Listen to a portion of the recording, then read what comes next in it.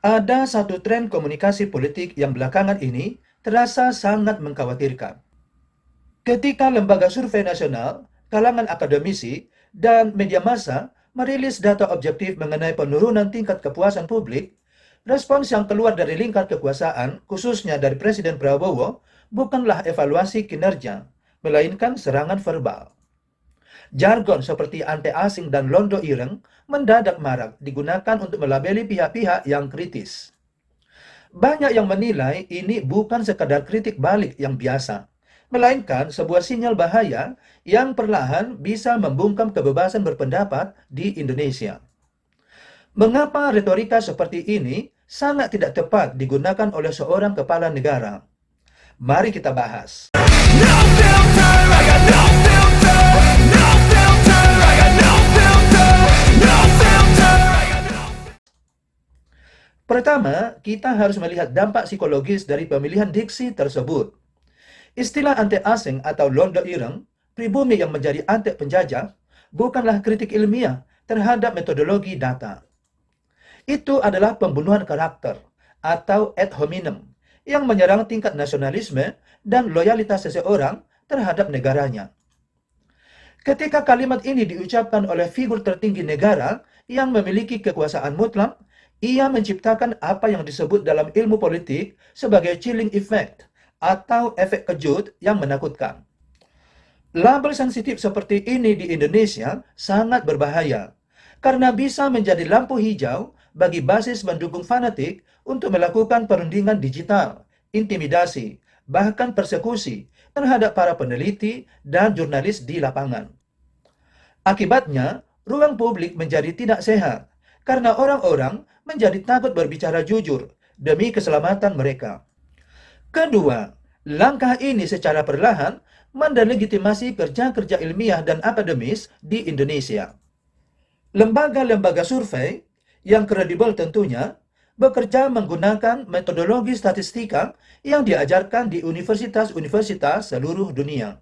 Mereka menggunakan sampel berjenjang, kontrol kualitas, dan kalkulasi kesalahan atau margin of error yang dapat dipertanggungjawabkan. Jika pemerintah memiliki keberatan mekanis, semestinya sanggahan yang diberikan juga berbasis data dan argumen ilmiah.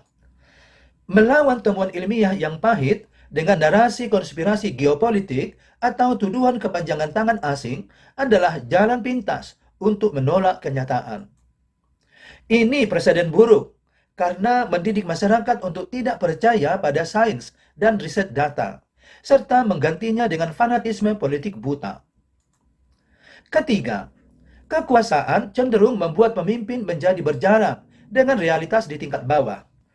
Disinilah fungsi krusial dari survei opini publik dan pers bebas. Mereka bekerja sebagai early warning system, sebuah cermin besar yang diletakkan di depan wajah pemerintah agar mereka tahu bagian mana dari kinerja mereka yang sedang carut-marut. Penurunan angka kepuasan di survei terbaru, seperti yang dicatat SMRC terkait persepsi ekonomi dan lapangan kerja, adalah refleksi jujur dari dompet dan isi piring masyarakat saat ini. Ketika pemerintah merespons cermin tersebut dengan kemarahan atau tuduhan defensif, mereka terkesan sedang menutup mata dari jeritan real warganya sendiri. Demokrasi yang sehat membutuhkan pemimpin yang responsif dan solutif terhadap data kritik, bukan yang menggunakan jargon kekuasaan untuk meminggirkan perbedaan opini. Jadi kesimpulannya, menjabat sebagai presiden berarti harus siap menjadi subjek evaluasi publik yang paling utama. Demokrasi yang sehat membutuhkan pemimpin yang responsif dan solutif terhadap data kritik, bukan yang menggunakan jargon kekuasaan untuk meminggirkan perbedaan opini rakyat yang sedang kesulitan. Tapi tunggu dulu, apakah kemarahan Prabowo ini murni karena anti kritik?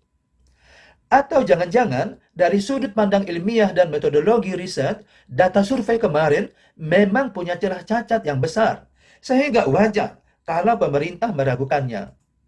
Nah, di video selanjutnya kita akan bongkar sisi sebaliknya. Kita akan bedah rahasia dapur lembaga survei yang jarang dibuka ke publik, Dan mengapa langkah skeptis Prabowo ini sebenarnya bisa dinilai sebagai tindakan yang sangat rasional. Dan sekarang saya ingin tahu bagaimana pandangan Anda sendiri.